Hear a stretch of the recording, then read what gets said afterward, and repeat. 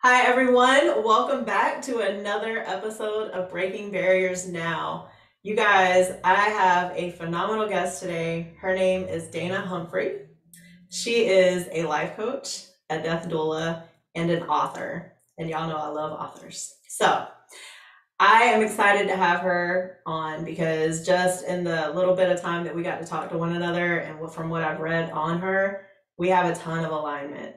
So you guys make sure you brace yourselves. This is going to be a good one. Dana, thank you so much for coming on. Welcome to the show. I really appreciate you. Thank you, Jody. I'm very excited to be here. So tell us a little bit, about, I always ask people about your upbringing, because there's always that foundation, right? It's like, where did it start? Because we're all in where we are now, but like, where did it start? So tell us a little bit kind of about your upbringing and, what you did growing up. Sure.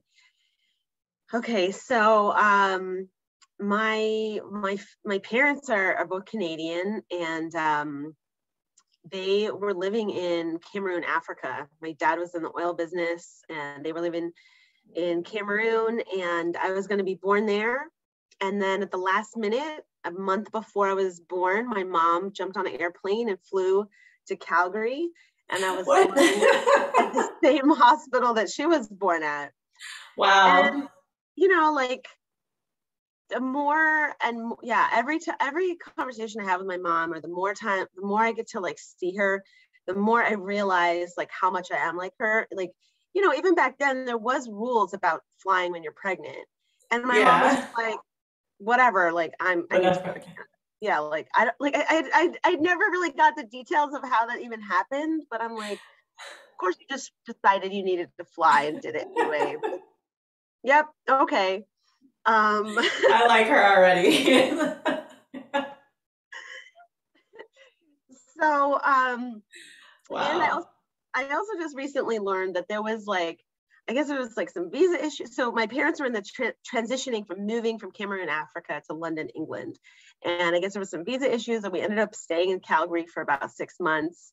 And then we moved to London, England. I grew up there. I went to preschool there, and my little sister was born there. So I Nice. grew up with a British accent. Oh I wow. used to have, I love you England. I know, was stationed there. It was awesome. I used to say mummy and rubbish and like Oh have this wow. cute little British accent. And then we moved to California. And I was in kindergarten in California, and I was like immediately, like, I remember being a little kid being like, one of these things is not like the other. I need to learn this Valley Girl speak like ASAP. And I think within like 2 weeks I had, a little California Valley Girl accent. Oh And my goodness. And and you that said you has were five? Like you just and that has stuck. And so it's interesting. Like my sister and I like have different accents, and people are always like, "How is that? How do you and your sister have different accents?" And we're like, "Yeah, I don't know. Like we've she both maybe lived she a didn't lot of put that effort places." in like you did. Yeah. Oh Um. wow, that's interesting. So I grew up in California. And yeah. What else? I mean, I just wrote a book about my life. It's a memoir, and so I'm like thinking about this one That's story so where funny. because my parents were Canadian, but we were living in America. My mom like didn't want me to say the Pledge of Allegiance in the morning. So that was like a Mm, big deal for me because I had to be like the weird kid in the back, like not doing the thing that all the kids are doing. yeah. And and then like now, fast forward, all my entire family, we're all naturalized citizens, we're all US citizens. But at the Mm. time, like they didn't know where we were going to move next or what was going to happen after that. But now we all live in the United States and happy to Wow. be here. That's interesting. And yeah, we talked a little bit. I told you I was in the military. So I know like a lot of military children that had to, move all the time and like our daughter had to move a couple of times and things like that. So I'm always interested, how did that affect you growing up? Like did you enjoy it or did it really affect you negatively? Like how did that affect you moving so much? Um, yeah, a lot of times people automatically are like, you must be military. Like no oil. No um, oil. but I mean, I think that I learned, like, you know, when you move around a lot, you have to really learn to be a chameleon. I think you Yeah. learn a little bit more about people pleasing than other kids do. It's like, how can I change myself to fit into this thing that I'm in right now? And so, you know, I think I learned how to be a really good extrovert. And I think about this a lot, this like introvert extrovert thing. And like, I think it's a scale. And I think like really my happy place is being an introvert. Mm. But I'm like really well trained, you know, I'm like well trained extrovert. Like I can turn it on. I can, and so when I Yeah. say that to people, often people are surprised. I mean, I ran a PR firm for 15 years. I used to be like a total social butterfly. And in some ways I still am. But honestly, I recharge like at home by myself with my cat. And It's like that's, really nothing. oh yes, I totally agree with that. And I wrote a blog a long time ago. It was called The Introverted Extrovert. And, you know, because even people that know me, they're like, you talk to everybody. Yeah, I do, but that's because I choose to, right? But like you said, I'm just fine. Give me a room at the beach by myself. I am Absolutely. okay, right? Like now I might only stay there a couple of days because then I'm gonna want my people back. But you Yeah. know, so that's interesting that you say that, and that chameleon thing is also pretty interesting. And the people pleasing thing, I definitely would love to kind of expound on too, because you know I learned at an early age also to fit in and to please other people and things like that. So when you know later on in life though, I had to learn how to not do that so much. So I think that's done. And you're shaking your head, so you probably had to go through that journey too, right? It's like okay, ooh, we need to work on this, right? So that's interesting. Okay, so you did travel a lot, um, and then you were in corporate. You said you were at a PR firm for 15 years. What made you It was my transition? company. It was my Okay. company. Oh, okay. Nice. But honest, so I've been an entrepreneur for a long time, and I've ran like 4 different businesses, and in a way, you know, the PR firm was interfacing with corporate type clients. So in a way, I Mm, kind of had to be this like corporate person, right. or you know, I thought you know, it was a little bit confusing for a while because it was like a company that I created. It was a position I created for myself. I was the owner of self-employed. And at the same time, I had to like let that go and break out of it because it was Mm, still like an idea that I created for myself of how I thought I should be operating in the world. wow. So, so yeah, I mean that's something that I did for a long time. Um,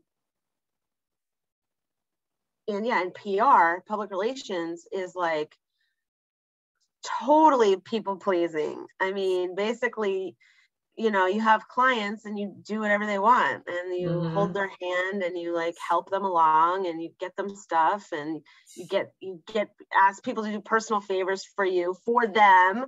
You Right. know, it's like I've never been in PR, but I've heard some stories. So yeah, and I can only imagine that that's got to be draining. That's the first word that comes to my mind when I think about how much people pleasing that involves. That's yeah, got to be draining. yeah, yeah. I So have how did you fill back up? Like, how do you fill back up after that?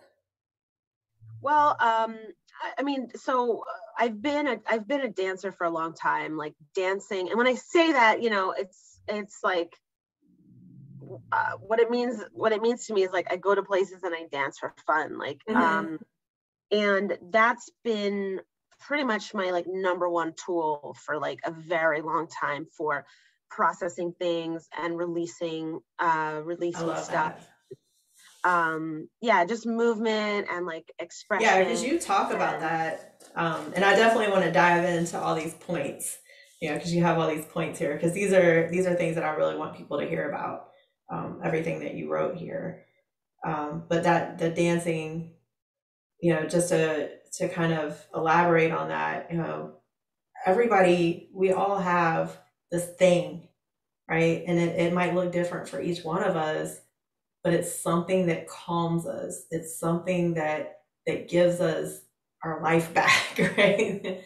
So I love that, you know, you had that, and that was able to help you. I mean, there was times when I was in my PR career when I first started out where, I mean, I was completely a workaholic. I would like work all day. I would go to like PR events and eat like wine and cheese and come back to the office and work more until like 2 a.m. and then do it again.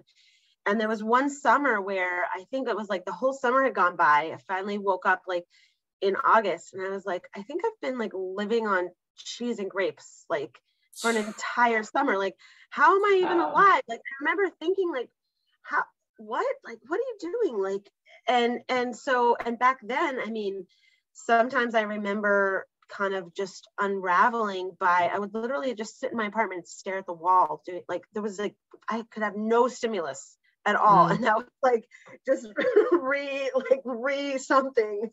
Yeah. And over time, I've like, you know, remembered that dance is my medicine. And like, if I don't dance, like if a few weeks go by and I don't dance, like I'm not okay. I have to do it.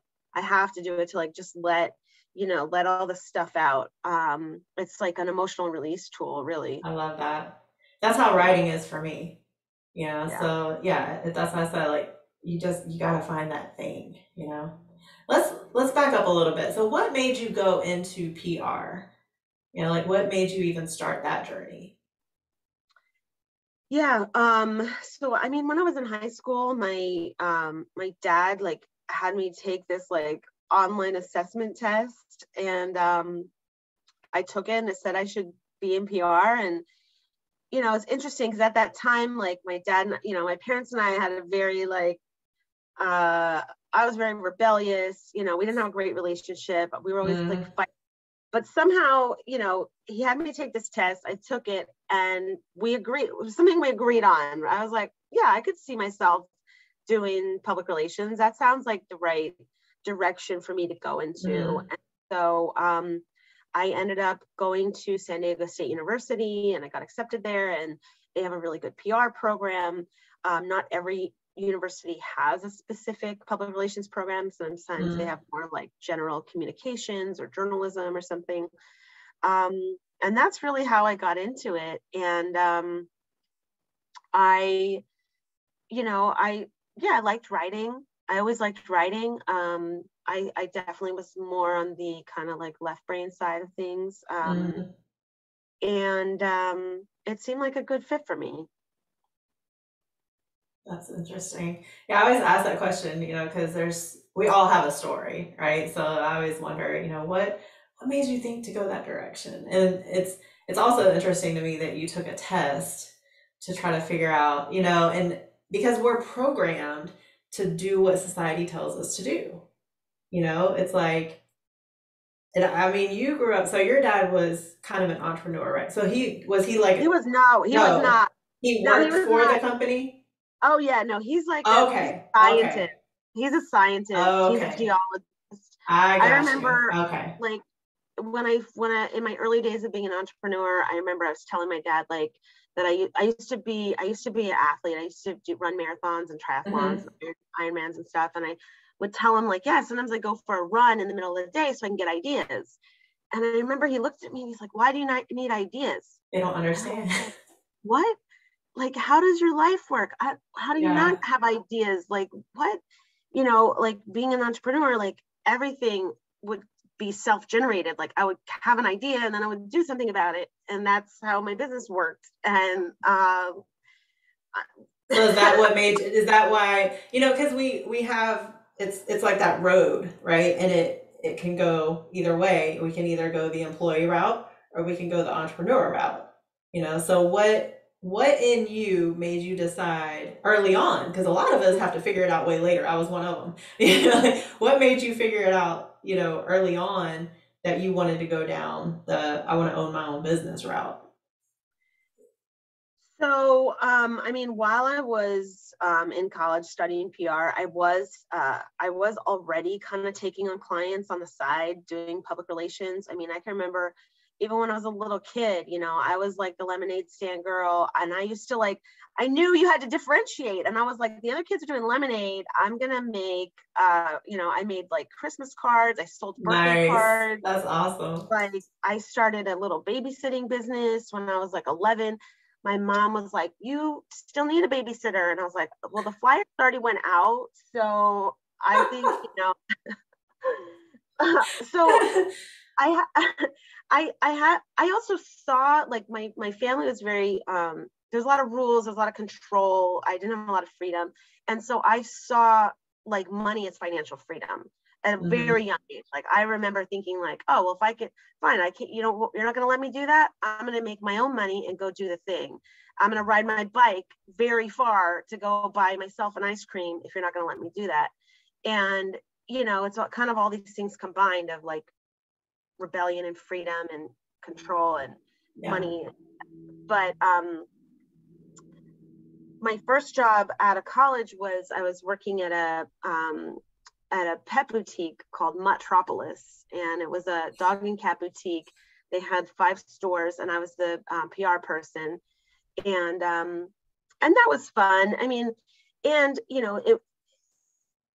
I enjoyed working there. It was a fun place to work, and at the time my parents moved to Thailand, and our family dog Winston Oh my goodness. moved in with me, so I got to bring my dog to work, and it was like a positive experience. But even while I was working there, and it was a small team and it was a quirky place, I remember like a couple of conversations of people thinking like I didn't fit in with the company culture. And you know I think it's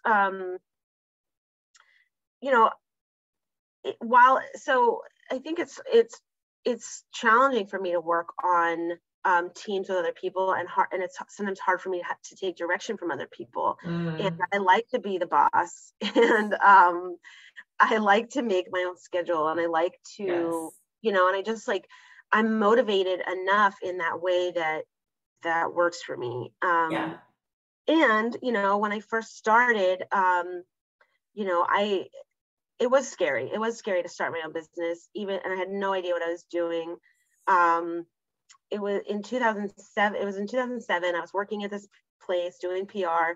I had a boyfriend. He was an entrepreneur, and he was always trying to encourage me to quit my job and be an entrepreneur, and then I could be on the same schedule as him. And Nice. yeah, that was really what was happening. And Stop working for other people. We want to see each other more. yeah, yeah. And so I mean, really, I do have to be, have gratitude for that, because I was young. I didn't know what I was doing. I had a lot of fear around it for, and he really encouraged me how to do it. Nice. And and I benefited from some nepotism at the time. Like he was doing IT and had a bunch of clients, and some of them needed some help with email marketing and marketing, and I was able to do that for them and bill them Hmm. directly. So I kind of got to learn a little bit about how that all works. Okay. And so I started doing it very part-time. I was like, I would do email blasts on the side for some of his clients a couple times a month. And then I broke up with him. I quit my job. I moved to New York City, and for a job. And like 2 months into the job, it was 2008, which some of you might remember is big financial crisis. Oh yeah. Oh Um, yeah. and I was working for this horrible lady who didn't treat me very well. She just, after 2 months, she decided to let me go. It was all a blessing. It was all such a blessing. Like I would have never moved to New York. I didn't know anybody in New York. That Yeah. was never even on my radar. Like, um, and I love New York. I'm still here 14 Nice. years later. And and and the very next day, so, I got laid off on a Thursday, and on Friday, I made a couple of phone calls, and I said, I think I'm just going to go full time with this PR business. And the two people I called just to say, hey, I think I'm going to do this now. If you know anybody, they both hired me. So nice. I had like the client from before, from my ex-boyfriend, and then I had these two new clients, and I was like, oh, I guess this is happening. And I was like, I had two roommates. I like lived with all these people, and I went for a walk. I like found a desk outside. I literally like took a street desk that I found and like put it in my room, and I had my little home office, and like that's how I started. I love that. I love it though. I mean, people need to hear this because, and God bless you for figuring this out so early on because, like I'm one of those ones I never knew it was in me. I never faced that part. So it took me a long time. So, people are on their own journey. So I love being able to share something like this because, yes, going into business is scary. There is a lot of risk involved. But at the end of the day, yeah, like the flexibility and, tell me one of the 1% people who make most of the money in America who is an employee. There's not one of them, right? Like there's not one of them. And so, but here we are, 99, 96, maybe, I don't know the exact percentage, but there's so many of us who, because it's easier, we'll just go work for someone else. But then what are we doing? We're helping them build their business. They took the risk. Now we're just becoming one of the followers. Yeah. But some of us have this internal thing that is just like ingrained in us, and we're just not fulfilled until we're able to kind of hone in on it and follow that, So just for the sake of time, let's talk a little bit. We're going to jump, right? So you took on your clients, you ran your PR. What made you transition into more of the life coaching? And then definitely let's go into like the death doula and, just really helping people now. You're not just doing the behind the scenes email marketing anymore. Now you're helping save lives. You're one of the people that are helping save lives. What made you get into that? Well, so, okay, I'll try to do the fast track here. So I had a moment where I was like, okay, that's it. Like, I'm going to become a social worker. And I, like, I'm like, I'm a Capricorn. I'm very like headstrong. Like, so when I decide something, like, watch out. My daughter is too. Yes. I know all about Capricorns. So like, I was like, that's it. It's time to be a social worker. And then like that week, the following week, I signed up to go to 3 open houses at different universities. I was going to go back to school. I was going to be a social worker. And like, I read up all this stuff. I was like watching. And did something happen to like put you there? Because was there like an incident that happened?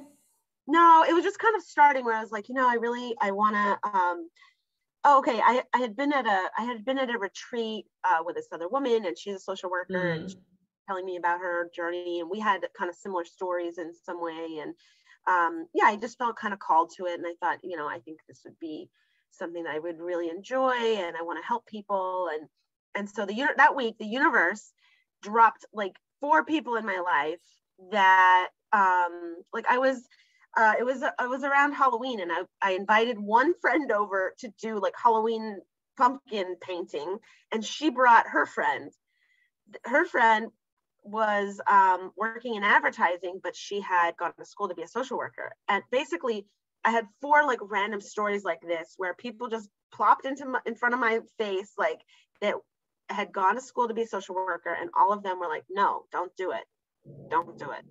And one of the people was this woman who's a life coach, and she had been a social worker, and she has all the alphabet after her name. And I ended up working. I love how you say that. I ended up working with her as a life coach. Like, she was my life coach for a while, and working with her really helped me a lot of, get deep into my own issues and my own stuff, and really heal a lot, and open my mind to what might be possible in my life. And then in March 14th, 2020, I was going to another retreat. I was going to Guatemala. I went to hot yoga on March 14th. I came home. I looked on Facebook. I saw that Guatemala was going to close its borders to North Americans that night at midnight. Yes. So I called United. I said, can I change my flight from Wednesday until today? And they said, yes. I was already packed. I took my bag. I went straight to the airport. I made it there. I was the last flight that arrived into Guatemala that night. I got there like at 11:30. So now I'm in Guatemala City. So hold on. On a Saturday night.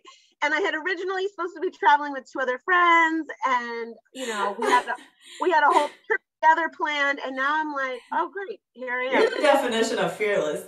Either that or you just didn't think anything through, which that could have been part of it too. Because did you ever think, and none of us knew what was going to happen, right? Like none of us knew that 2 years later we were still going to be dealing, and obviously you made it back. But did you ever think like, okay, I'm going to go, but am I going to be able to come back? Like, did that even cross your mind at all?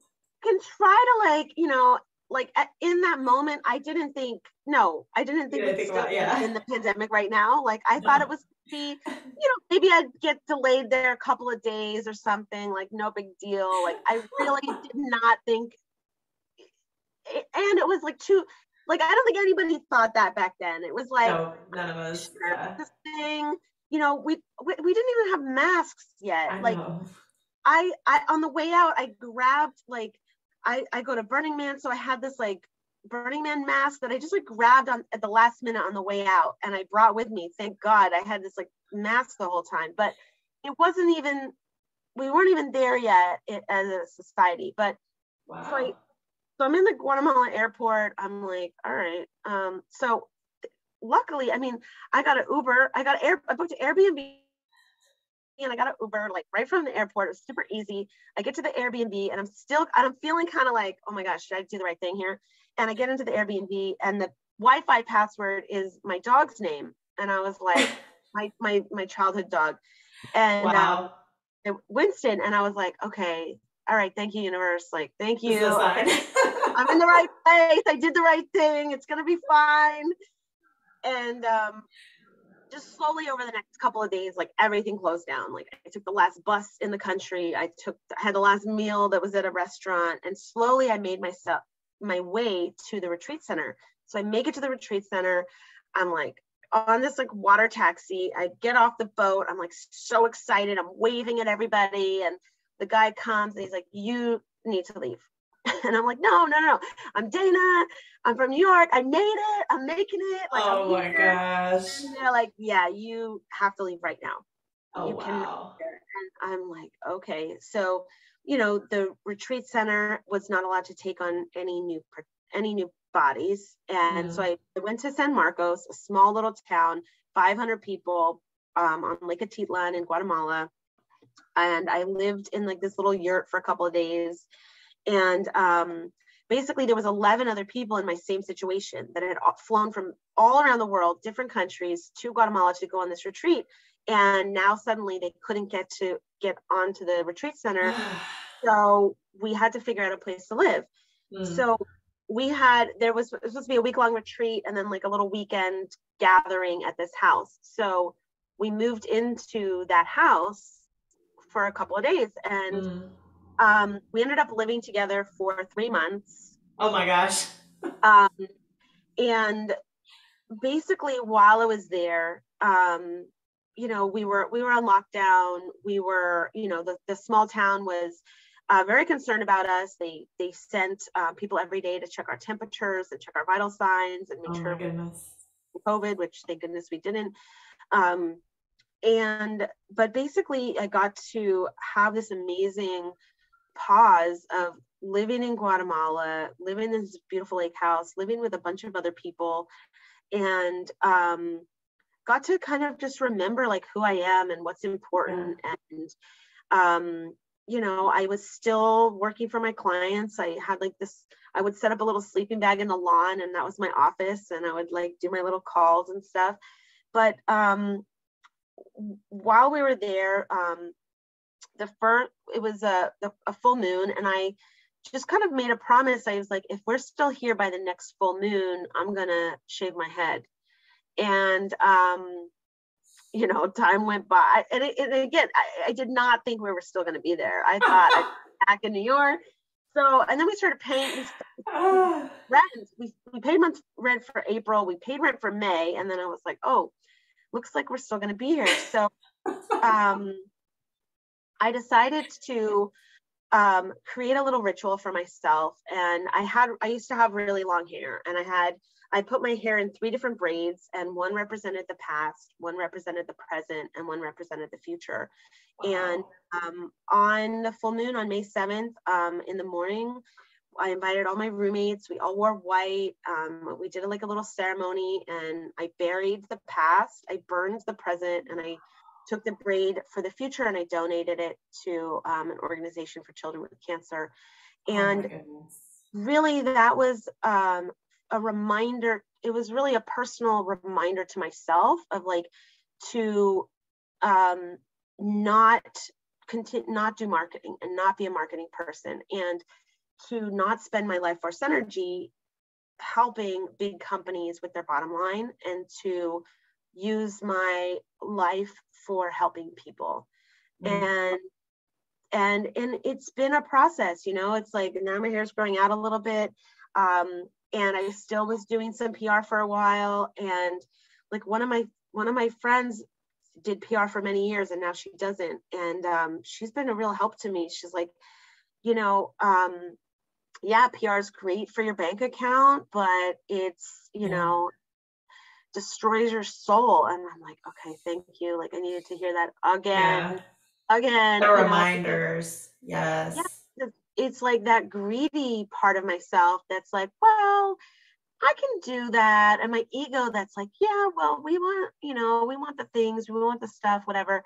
And I just had to really, like, I don't know, just shut that down, that down for myself, so that I can have time and space for other projects that are important to me, like dancing, art, and writing my book, and doing the life coaching. And during that process, I came back from Guatemala, and I spoke to my friend who's a dentist, and her and I had a mutual friend that passed away, and we were talking about it, and we had both kind of felt like we had been visited by him, and kind of had this unique like experience about that.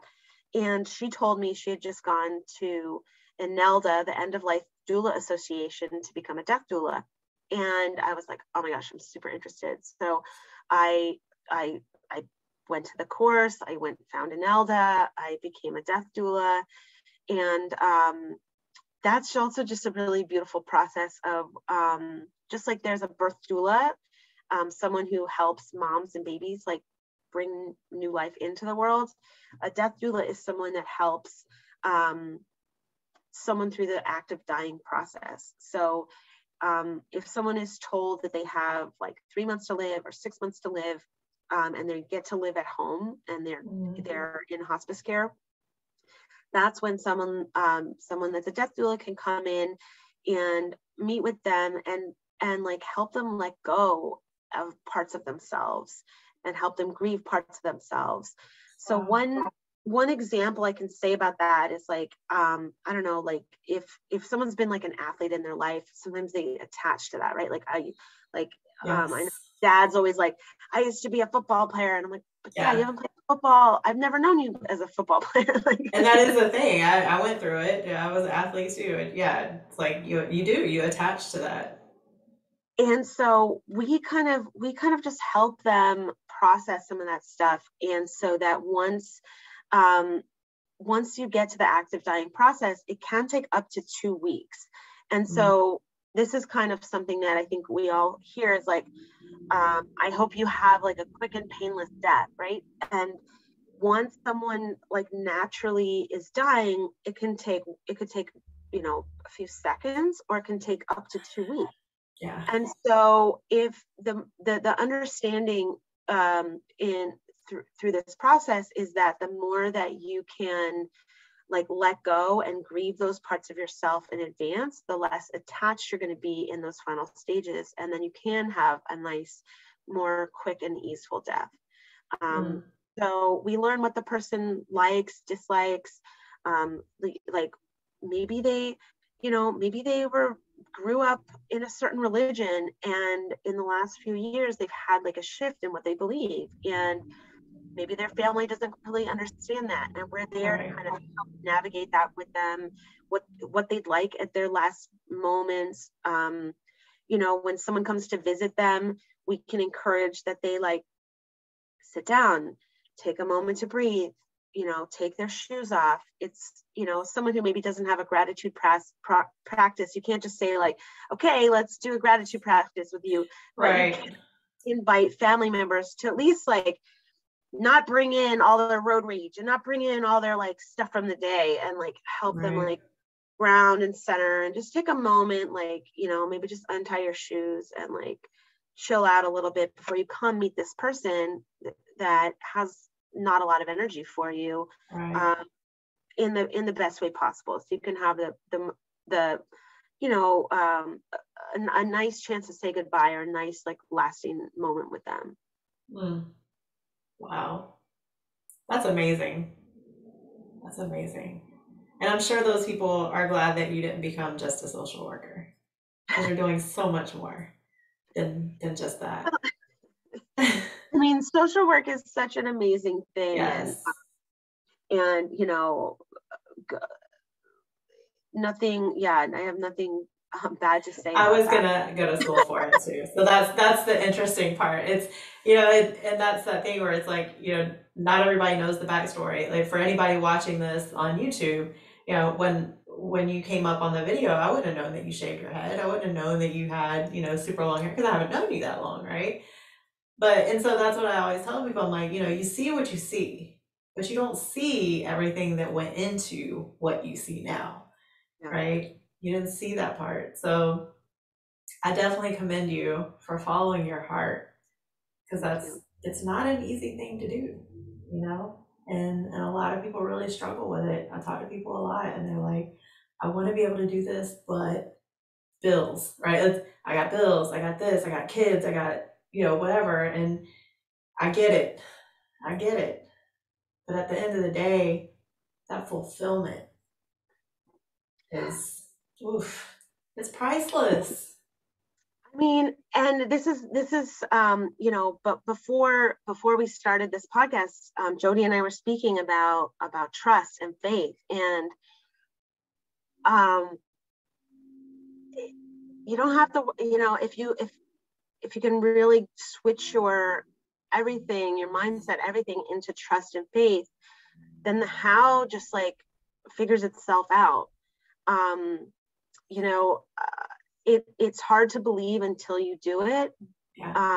And like, I pretty much for 2022, like I stopped doing PR. I'm not having any clients anymore in that way. And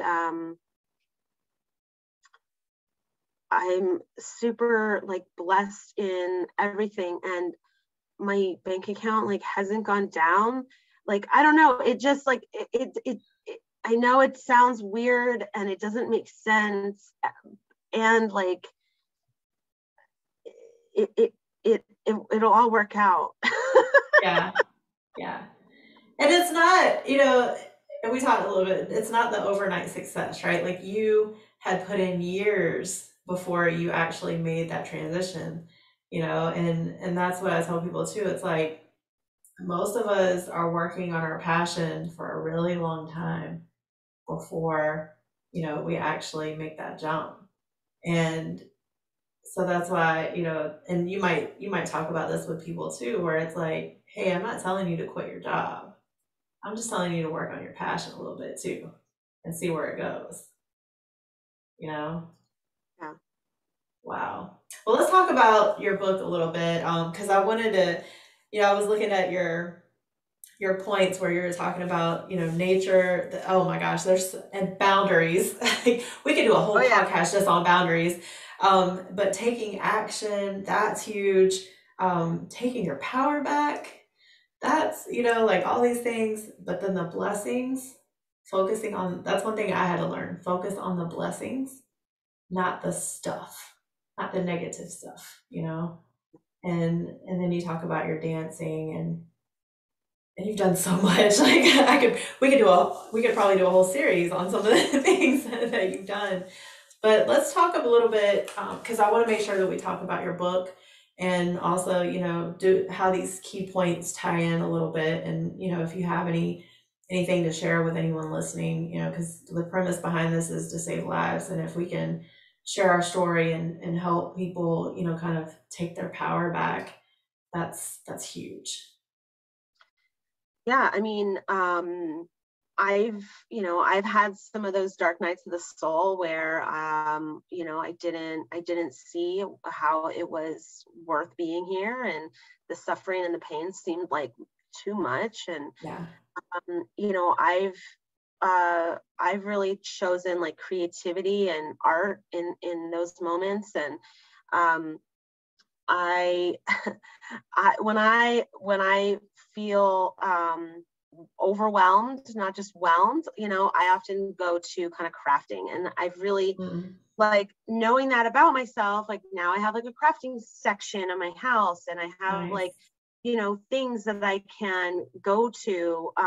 And then it also becomes a proactive practice where it's like, I know that I need to like create, and that keeps me happy. And so, Mm, it's not just like, oh, I'm having this moment, what do I do now? And having that there, it's like, how can I be more proactive about that? So, um, I wanted to mention that. But I mean, the, even just the book writing process, I mean, writing a book is such a cathartic process. Oh oh my yes. gosh. And everybody says like, your first book, don't write a memoir. And I'm like, okay, of course, that's what I Okay, have to sure. do. And like, it's so freeing. It's so amazing. Like, so much of stuff that used to bother me, it's like, now that I wrote it and published it and it's out, like, I don't even care anymore. Like, I'm not That's dragging that awesome. stuff around anymore. Yeah. Um, The biggest weight loss plan. That's what I tell people all the time. I'm like, your biggest weight loss plan is the personal baggage that you get rid of. That Absolutely. mental baggage that you Yeah. finally just release. Like, Yeah. oh my goodness, it's like you're flying at that point. Yeah. I mean, so, along the way, we didn't talk about this so much, but when I was doing the PR stuff, I was also, the pet lady. I had a trademark brand. I was doing TV segments all around the country talking about Okay. tips and tricks for pet owners. I had a regular show on NBC. Oh And wow. Okay. so I met with a publisher, and we decided I was going to write a book called Adventures with the Pet Lady. I like, we designed a cover. I wrote the book. And then I just sat on it, and I was like, it was so lame. I thought it was so lame. I was like, I'm not turning this in. Like, I can't do this. And and then like it took me about 8 years to finally, get to the point where I was brave enough to tell my own story. And, went from Adventures with the Pet Lady to a book about codependency in pets. And it was like this very complicated thesis. And I interviewed all these people. And then I was like, okay, what do I really want to say here? And then it turned out to just be that it was my stories, like my truth and my stories. And Yeah. so it's a memoir. It's called May All Beings Be Fed. And the title comes from a change in philosophy that I took. I was at this retreat. I was sitting on the porch. I was getting eaten by mosquitoes. The guy I was talking to was like, well, I changed my philosophy to may all beings be fed.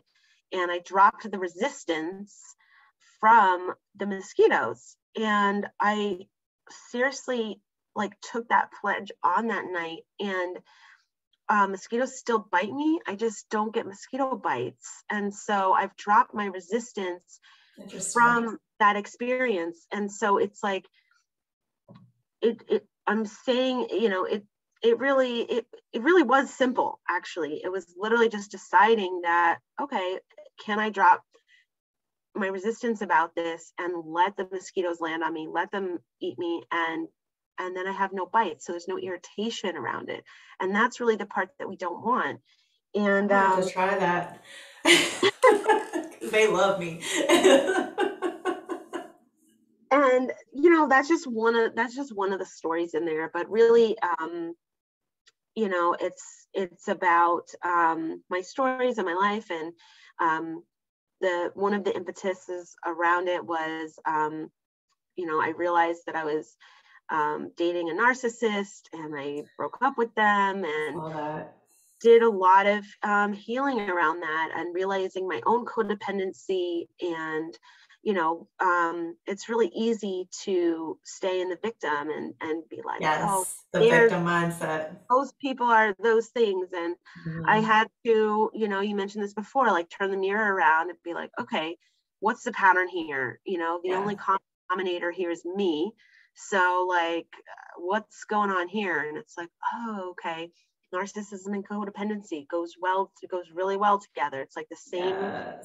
side of the same coin. So I had to get really honest with myself and my own codependency, and in fact, you know, people pleasing and feeling invisible and Yeah. neediness, all this stuff. And you know, heal those things. And that's really what I'm passionate about for helping life coaching with other people. I have a lot of tools that I've gathered for my own process that I'm like feel really happy to share with other people. So Yeah. That's awesome. That is so awesome. And I can definitely relate to what you were saying there, because that was definitely a lot of things that I had to work on too. The codependency, the feeling invisible, and something that might have stemmed from an early age, right? Like, I know for me it did. yeah, And, just wanting to fit in and trying to figure out where you fit in, and, you know, and then, and I don't know if this, because you were talking about the narcissism thing, but letting people run over you. There are some yeah, people out there that will completely take advantage of people like us, right? Like, or people like who we were, and there's a lot of people out there who are going through that today. yeah, And if anything, I really hope and pray that this sheds some light on that, to where other people out there can, kind of start taking their power back. And if you're listening to this and you need help with that, reach out to someone. Reach out to someone. Reach out to Dana. Reach out to me. Like there's a lot of people that are here to help, because we've been through it. yeah, And we, and not all journeys are the same, obviously, but if we can share those tools to help other people, that's just amazing. So Dana, let's talk about, how can people contact you? How can they reach out to you? yeah. Please reach out to me. I'm here. My website is my name. It's danahumphrey.com. It's also lifecoachanddeathdoula.com. You can also find me on Instagram. I'm at Dana K. Humphrey. You can find my book on Amazon. It's May All Beings Be Fed.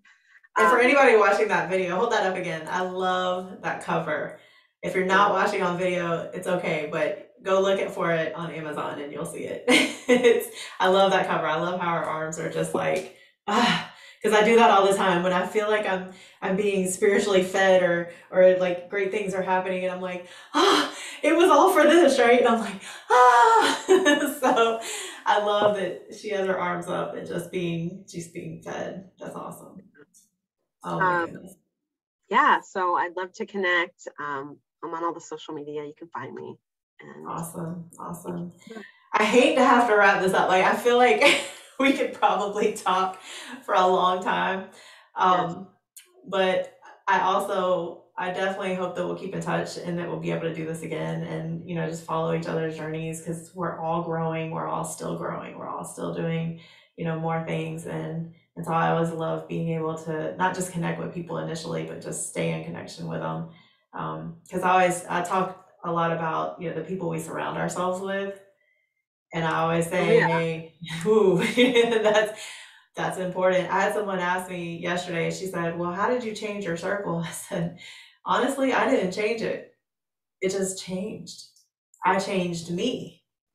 Right. And as I began the work in me, my Right. circle started changing. Yeah.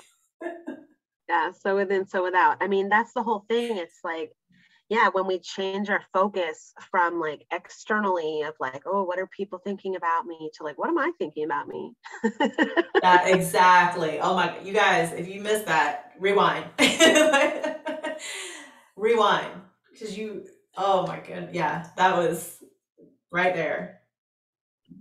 You gotta be able to hone in on that internal side. Because that we do, we get so focused on the external and we're not even paying attention to ourselves, you know? Wow. Whew, well, that's a mic drop right there. I usually ask, I'm usually like, do you have any final thoughts for anyone out there listening? But that was the mic drop. You know? Dana, thank you for being on today. Thank you for Yeah. sharing. Thank you for being transparent and vulnerable and genuine. You know, I can just tell, and anybody watching this, please go watch the video too, because, you know, just looking at you, you're just a genuine person. And I love that. I love being able to be connected with other people that are just genuine, you know, because there's a lot of people out there that aren't. Yeah. And we're few and far between. So um oh wow. You guys go check out her book. Make sure you support her. Reach out to her if you know, if you need anything. I'm sure she'd love to connect. And thank you so much again for being on the show. Keep doing amazing things. And thank Thank you you. for being on and helping me. Hopefully we've saved some lives today. So, and I just hope and pray that this reaches anyone out there that needed to hear it. You guys, please share this. Go subscribe, follow, go follow Dana, get in connection with us, and you know, because together we can do more. I'm a firm believer of that. You know, it's collaboration, it's connecting, it's, you know, I can only help so many people, you can only help so many people, but when there's more of us that are coming together, and at the end of the day, we just want to help people and, you know, help them release their stuff. You know, when we can come together and do that, then it's just it's pretty cool. You know. So all right, you guys, this has been another episode of Breaking Barriers Now. This entire process has been such a blessing. So I'm just grateful for all the guests who continue to come on and share their stories. Dana, thank you for being one of them. I really appreciate you. And you guys, God bless you. And just keep striving for more, because there's more out there, I promise you. Keep it up.